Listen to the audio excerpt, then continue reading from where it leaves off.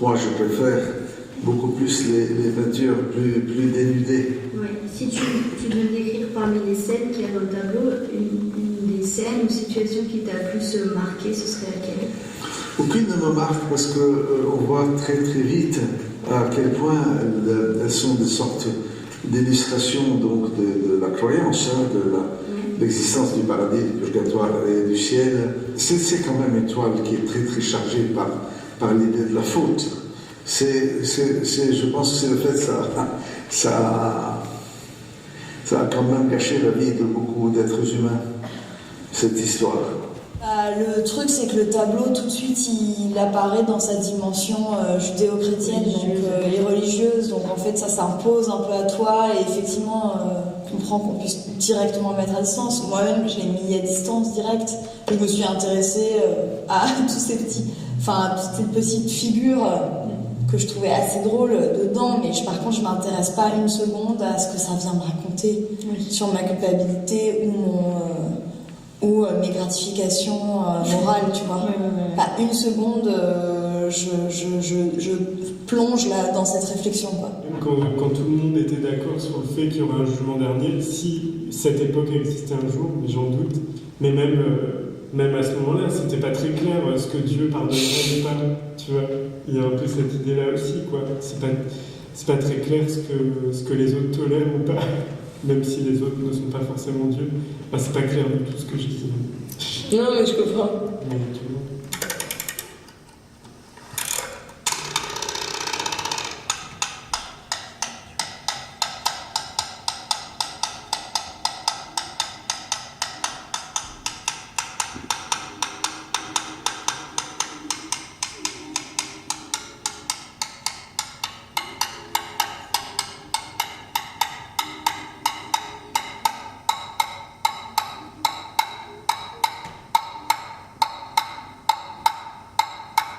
Il y a dans le tableau avec Adam et Ève, il y a le soleil qui est couvert par les nuages. Et dans ces nuages, il y a des petites bêtes qui ressemblent aux petites tricobelki, tu vois. Je ne sais pas comment ça s'appelle. Sauterelles. Il y a un million de petites sauterelles qui m'ont fait penser à Moïse et à Égypte, à cette Kirchsebenmuran Egipski. Je pense, si je me souviens bien, avec le corps allongé, trop mince, et avec des aigles, des mouches, et qui volent très vite.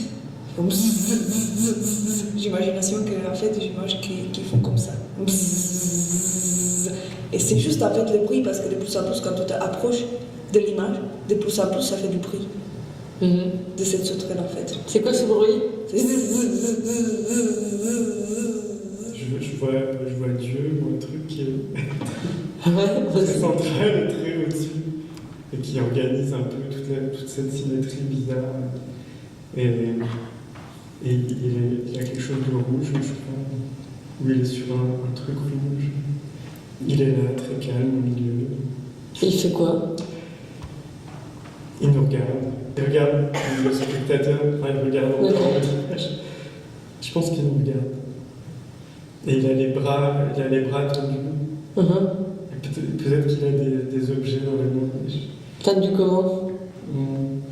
Tendu comme... je sais pas, comme on verrait Dieu étendre les bras. D'accord. Et je crois qu'il a des trucs dans les mains, mais j'en suis pas sûr. Peut-être c'est Jésus, en fait, qui aurait des attributs. Genre Si tu étais un des personnages dont tu te souviens dans le tableau, tu choisirais qui? Alors je choisirais, c'est drôle parce que je l'ai remarqué, cette petite personne nue à gauche qui essaie de... Je sais pas trop ce qu'elle essaie de faire parce que j'ai pas tout zoomé, mais elle a un peu une jambe dans l'air, elle va vers un arbre là, elle est à gauche au milieu, je sais pas trop ce qu'elle fait mais je l'ai bien aimée. Et pourquoi ce serait elle? Parce qu'elle m'a interpellée, j'aime bien les gens nus, donc du coup cette personne était nue, donc je me suis identifiée. Et je trouvais qu'elle avait un peu, alors on la voyait pas de face, hein, mais de dos, elle a une attitude malicieuse qui m'a plu. Est-ce qu'il y a du bruit quelque part? Ou tu entends Oui, il y a du bruit dans le panneau de l'enfer. Des bruits comment? Il y a une petite il y a une sorte de... C'est drôle parce que, en fait, c'est une sorte de petite maisonnette circulaire en tissu. Donc ça ressemble à quelque chose un peu comme un castelet pour le jeu, comme un théâtre, donc quelque chose d'un peu fragile dans cet objet. Et à l'intérieur, il y a une foule de gens qui crient et qui sont à moitié enterrés, je crois. Et ils apparaissent donc dans l'ombre, donc progressivement on voit un peu une sorte de foule et on a l'impression qu'ils sont vraiment très très très nombreux. Et ils ont tous la bouche ouverte, ils regardent tous vers le haut. Et donc là, il y a en fait, ce serait peut-être toute la concentration sonore qui serait là. Et ce serait quoi donc exactement? Décrire comment? Essaye de le faire. Entre des A et des... entre un cri, ce serait joli si ce serait soutenu comme ça. Ah. Une sorte de souffrance, mais un petit peu infinie, quoi. Et en même temps, il y a quelque chose de l'ordre aussi de la débauche. On pourrait presque penser que... Enfin, moi, ce que j'imagine, c'est que forcément, il y a l'enfer, puis il y a le tiers du tableau qui est consacré au paradis, mais que tout ce qui touche à l'enfer, moi, je ressens presque une forme de jouissance. Alors certes, évidemment, chez tous les petits êtres maléfiques, mais aussi chez ces corps nus, j'ai l'impression que c'est une sorte d'abandon dans la souffrance, tu vois. Comme un truc un peu sadomaso, tu vois. Il y a quand même quelque chose de l'ordre de l'orgie, en fait, mais qui est très noir, qui est sans appel, surtout. Deuxième, il y a plein de scènes de torture, mais qui font un peu envie aussi. Il y en a une qui est entourée d'un scalanger avec un serpent là, partout. Je sais pas, bizarrement, ça fait un peu envie. Attends, tu peux me décrire un peu plus là? Elle est allongée comme ça, par terre, ouais. Les bras longs du bras, et elle a un serpent. Il est autour d'elle, autour des jambes, des trucs qui s'entrelacent dans son corps. Il y a plein de scènes de cul aussi, de sodomie, de masochisme, enfin on se tape et tout, on est à poil. Pas mal de trucs à tester, quoi.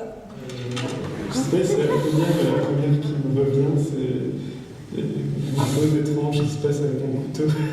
C'est quoi cette chose étrange? Une espèce de couteau, il y a des gens qui le chevauchent, ils sont plutôt noirs, et je vois des choses avec des pics un peu, des choses un peu luisantes, un peu monstrueux avec des pics, mais sans doute que je le recompose là dans ma tête. Je vois des nez un peu pointus,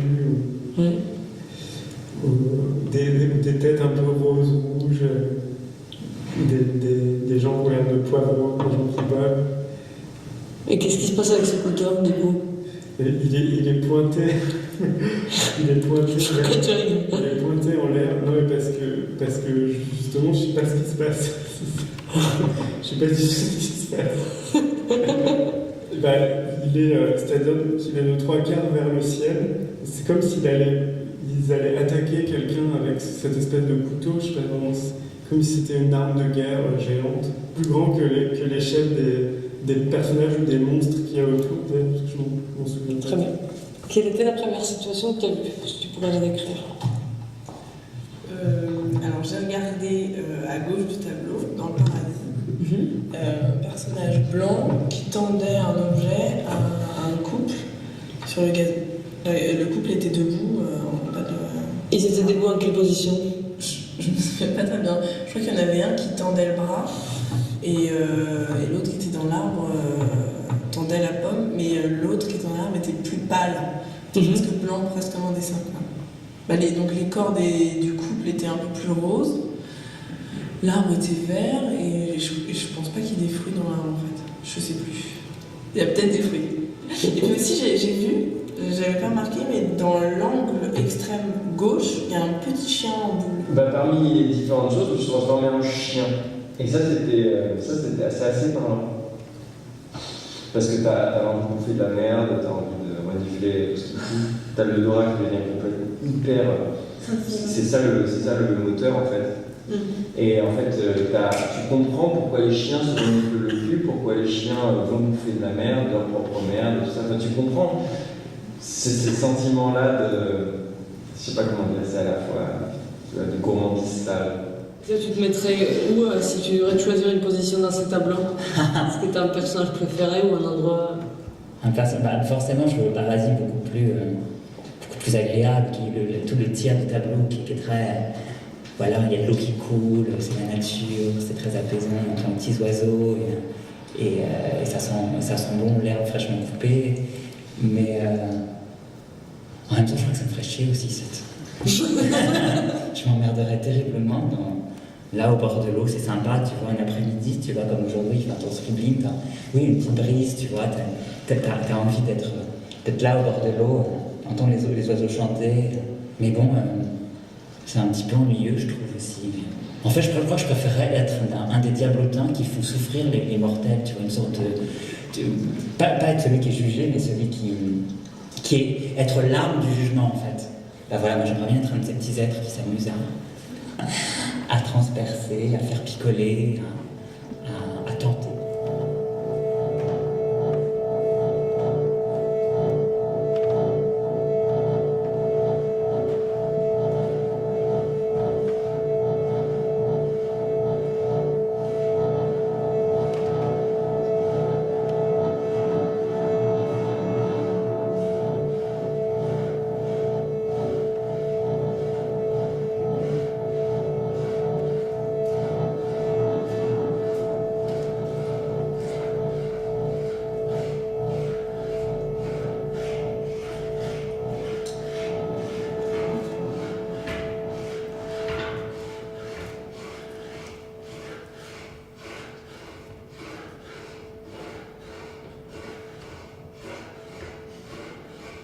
Mange! Attends. Tu crois que c'est bon? Tu ne peux pas le savoir sans le goûter? Ça me fait peur. Laisse tomber.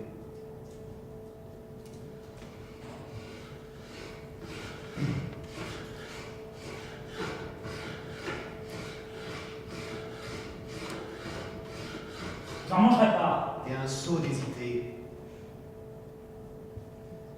J'en mangerai. Mange. Attends. Ainsi tu sauras le bien et le mal.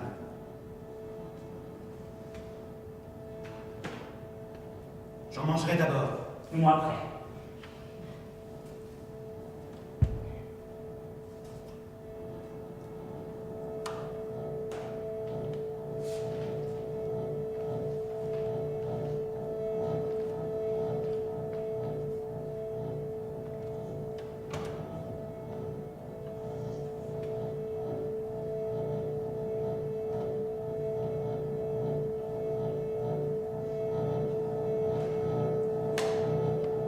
Écoute ça!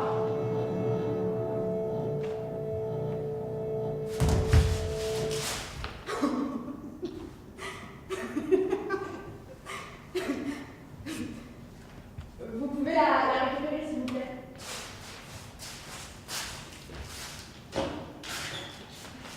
Ou alors vous pouvez la récupérer.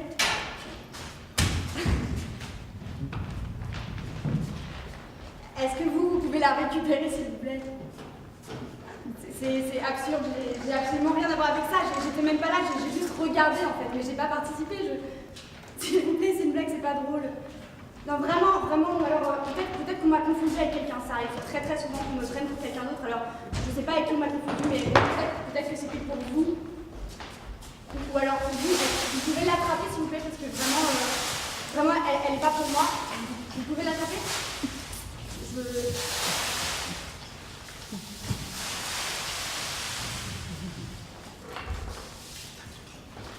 Je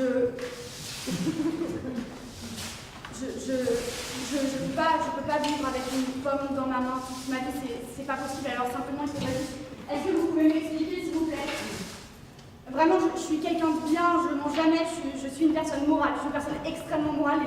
Les gens se réfèrent à moi en termes de morale, donc vraiment, si je comprends de quoi il s'agit, je vous jure que j'agirai en conséquence, je suis prête à faire tout ce qui est en mon possible, mais là, vraiment, en fait, je ne comprends pas. Donc, comment je vais faire pour écrire avec une pomme dans la main? Comment je vais faire pour me nettoyer les oreilles? comment je vais faire pour apprendre à conduire, comment je vais faire pour attraper le visage de quelqu'un, pour l'embrasser, comment je vais faire pour donner la main à un enfant, comment je vais faire pour glisser ma main dans la poche de Bob, comment je vais faire pour lasser mes chaussures, comment je vais faire pour nouer mes lacets. C'est pas possible, je peux pas rester avec cette pomme dans ma main toute ma vie. Vraiment, expliquez-moi si quelque chose. Pardon. Prêt ?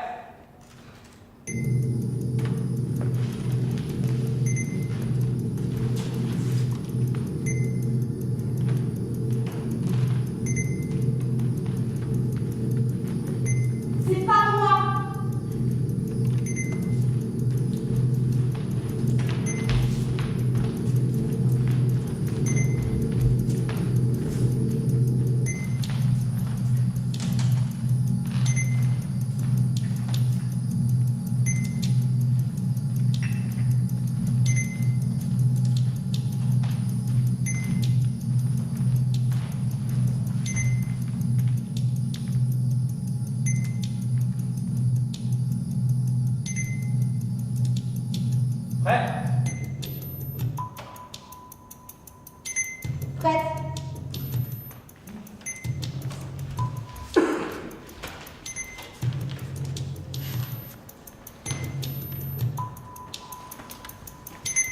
C'est pas moi.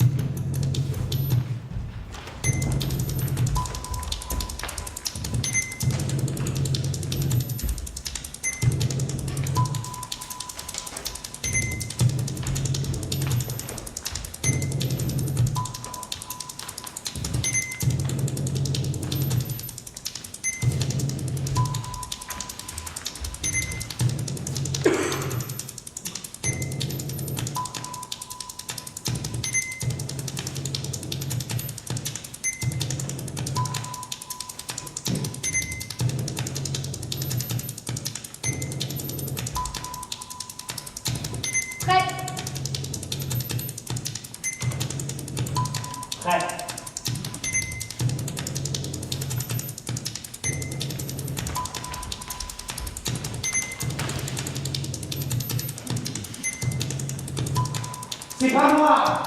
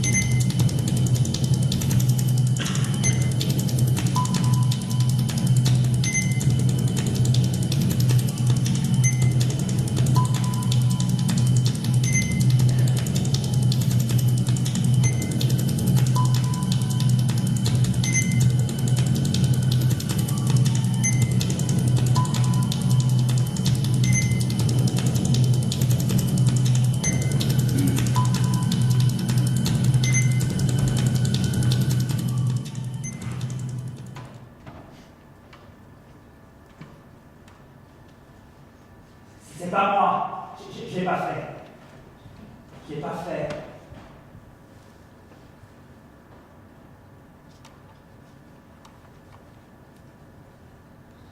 Bon, peut-être que je l'ai fait. Mais si je l'ai fait, c'est parce que enfant, on est crédule. Hein, enfant, le monde se compose de petites fables que nos mères nous racontent et qui deviennent de grandes vérités, comme je ne sais pas moi, comme dans le métro. Si tu laisses glisser ton pouce, la main courante t'arrache le bras. Ou que les pneumatiques sont fabriqués en kangourou, et donc si tu aimes les kangourous, ben, tu n'achèteras jamais de voiture. Et c'est bien pour ça qu'à plus de 30 ans, je n'ai toujours pas mon permis. Et que si tu mens, tu deviendras moche. Le moindre mensonge s'inscrira sur ton visage. Et si l'inverse était valable, tous les gens moches sont-ils des menteurs? Et les gens honnêtes sont-ils toujours beaux et lisses? Et que si tu pleures, ta vie se raccourcit. Et que le Saint-Bernard est un corneau de chien et d'ours polaire. Et que les femmes sont toujours plus malignes. Et qu'il faut toujours dire la vérité. Toujours. Et immédiatement. Aucune censure. Il ne faut jamais se retenir. Il faut à tout prix être honnête, transparent, bienséant, blanc presque, pâle, vertueux, digne, propre, correct, direct, loyal, moral, incorruptible, fidèle, pur. À l'école, il y avait une liste de mots vulgaires qu'il ne fallait jamais prononcer. Sinon, après, on devait se laver la bouche avec du savon devant toute la classe. Mots piquants, idées interdites. Depuis, le goût du savon m'excite toujours un peu. J'ai jamais menti. Non, c'est pas vrai. Mais je supporte pas. J'ai essayé plusieurs fois, mais je ne peux pas. J'en suis incapable. Non pas que je ne saurais pas persuader les gens de ma femme, ou que je ne me suis jamais retrouvé dans une situation qui mériterait une petite contre-vérité. Non, c'est à cause de ce qui suit. Quand on me croit, quand on croit à ma carotte. Mais ce moment-là, ça fout tout en l'air. Ça exige la réorganisation de tout. Ça me fait penser moi-même qu'il s'agit d'une vérité déguisée en carotte. Et du coup, ça fait appel à de nouvelles carottes. Ça déstabilise toutes les règles. Et les kangourous, en quoi sont-ils fabriqués? Non. Il ne faut pas mentir. Il ne faut pas mentir si on veut savoir se repérer dans ce qui est noir et dans ce qui est blanc. Hein, car le monde est nécessairement noir et blanc. Et même si on souhaiterait qu'il soit un petit peu plus compliqué, il ne l'est pas. Les choses peuvent être données, claires, maintenues, stables, sans couche. Non, moi je suis pas d'accord. Je supporte pas qu'on m'oblige de penser des choses que j'ai pas envie de penser ou qu'on m'oblige à faire des choses que j'ai jamais été obligée de faire. Mais c'est quoi les choses que tu n'as jamais été obligée de faire? C'est des choses du genre cirer vos chaussures. Ouais, c'est des tout petits quoi. Ouais, c'est marrant. Oui, c'est des petits trucs, mais en même temps, dans la vie, les emmerdes, c'est souvent des petits trucs. Donc. En fait, moi, j'ai peur qu'on me juge pour des petits trucs comme ça. J'ai peur qu'on me juge parce que, par exemple, j'ai été à la piscine et que j'ai oublié de m'épiler les jambes. Ou alors parce que je vais chez des gens, j'enlève mes chaussures et j'ai des chaussettes trouées et dépareillées. Ou alors tout simplement parce que je charge mon téléphone portable pendant que je travaille.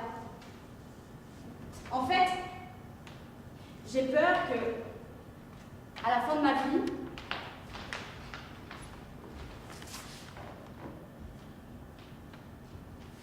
je sois devenue parfaite. À tous les niveaux. Mais qu'il y ait juste une petite chose comme ça que j'ai oubliée et que ce soit cette chose-là qui prenne toute la place. En fait, je supporterais pas que mon jugement dernier ce soit une succession de petits trucs comme ça. Pour moi, j'aurais peur que mon JD, mon jugement dernier, soit un quiproquo infini.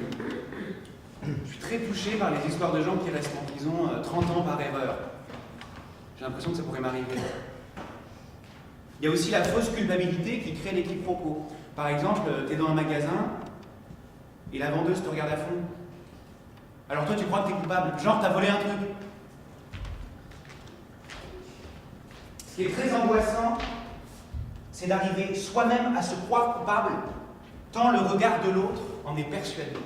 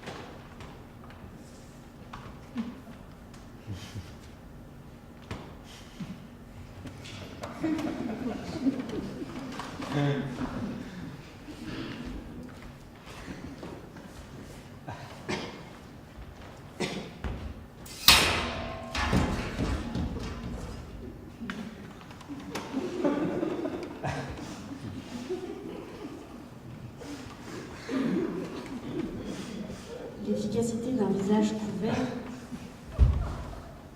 résume assez bien la signification essentielle que peut avoir un visage.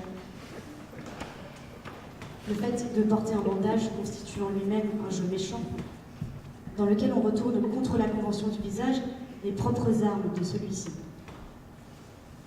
Tout en supprimant le visage, on supprime également le cœur. C'est l'art de la dissimulation. On peut alors comprendre pourquoi il était essentiel que le visage des bourreaux et des inquisiteurs était caché, comme celui des voleurs et des cambrioleurs. Le porteur d'un masque a pour intention non seulement de cacher sa physionomie, ce qui est passif, mais aussi pour intention active d'annihiler les rapports existant normalement entre le visage et le cœur, et de se libérer du sentiment mondain en dissimulant son expression. Encore une chose qui vient de me frapper, le masque n'est recherché que par des victimes, alors que le visage couvert ne l'est que par des assaillants.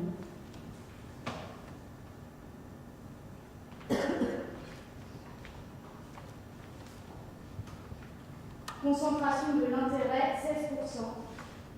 Curiosité, 16%. Consentement, 10%. Satisfaction, 12%. Rire, 13%. Refus, 6%. Mécontentement, 7%. Répugnance, 6%. Soupçon, 5%. Irritation, 3%. Colère, 9%. Confusion, 6%.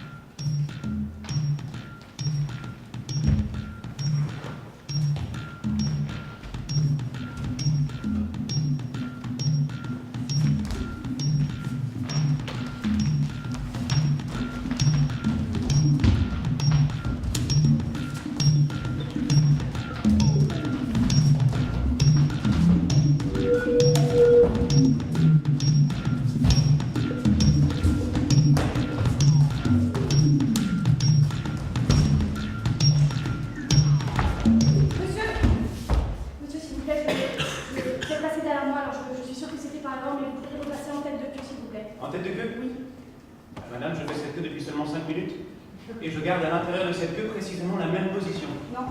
Ah, derrière cet homme à poil blanc qui lui aussi fait cette queue depuis très peu de temps. J'y resterai moi aussi encore bien volontiers quelques instants. Non, monsieur, non, ça n'est pas juste, c'est... Écoutez, c'est pour le principe, monsieur. Me répond-elle confuse. Et que voulez-vous, vous aurez volé quelques minutes de vie? Et qu'en feriez-vous encore ici maintenant? Rassurez-vous, madame, ce n'est plus la queue aux oranges. Il y en aura pour tout le monde. Vous ne repartirez pas les mains vides. Chaque camarade sera servi. Monsieur... Égalité pour tous, on dirait bien. L'avenir prédit, fixé, signé. Oubliez tes petites pensées, tes inquiétudes, puisque tout a déjà été prévu, puisque tout a déjà été dessiné par ceux qui savent mieux ce qu'il faut faire, par ceux qui te permettent de te poser maintenant et de faire confiance. Si tu veux qu'on avance, il faut faire confiance. Confiance aveugle, ou plutôt, confiance à yeux entrefermés. Oubliez cette petite histoire de la queue. Et quand tu les rouvriras, tes yeux, tu t'apercevras que tout s'est construit sans toi. Et ce sera un sentiment agréable, soulagé. Oui, je te jure, ne t'inquiète de rien. Il y en aura pour tout le monde. Chaque camarade sera servi, je te dis.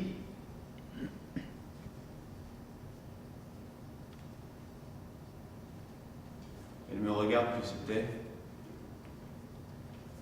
Face à ce regard vide, je capitule. Je me dirige en début de cortège.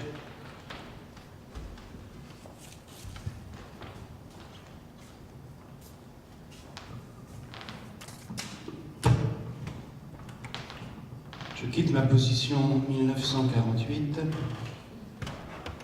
Ce sera toujours ça de gagner, définitivement. Je suis maintenant en position 88.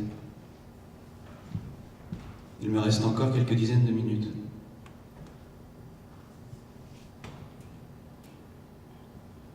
Il faudrait que je fasse peau neuve. Des milliers de corps nus attendent dans cette queue à viande. Tu es chair et tu retourneras chair, avec les oranges au sang. De l'autre côté de mes paupières, émerge la recette du boudin de Michel Journiac.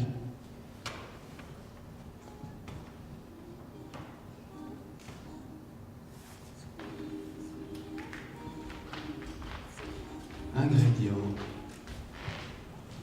Prenez 90 cm3 de sang humain, 90 grammes de gras animal, 90 grammes d'oignons crus, un boyau salé ramolli à l'eau froide, puis épongé, 8 grammes de sel, 5 grammes de 4 épices, 2 grammes d'aromates et de sucre en poudre. Préparation. Hachez la moitié du gras. Coupez les oignons en dés et faites-les blanchir 5 à 6 minutes à l'eau salée. Faites fondre le gras haché. Ajoutez les oignons et laissez cuire un bon quart d'heure à feu très doux.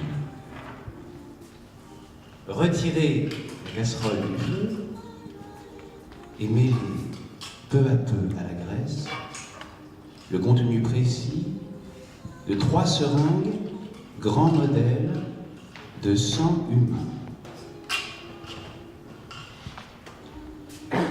Nouez le boyau à un bout, introduisez un entonnoir dans l'autre extrémité, remplissez avec le mélange, nouez et mettez sur une grille dans une casserole en couvrant avec de l'eau chaude fortement salée.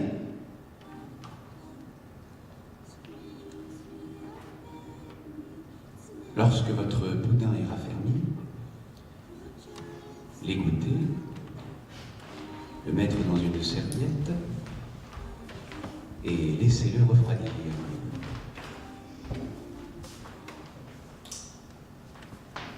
C'est prêt. Bon appétit!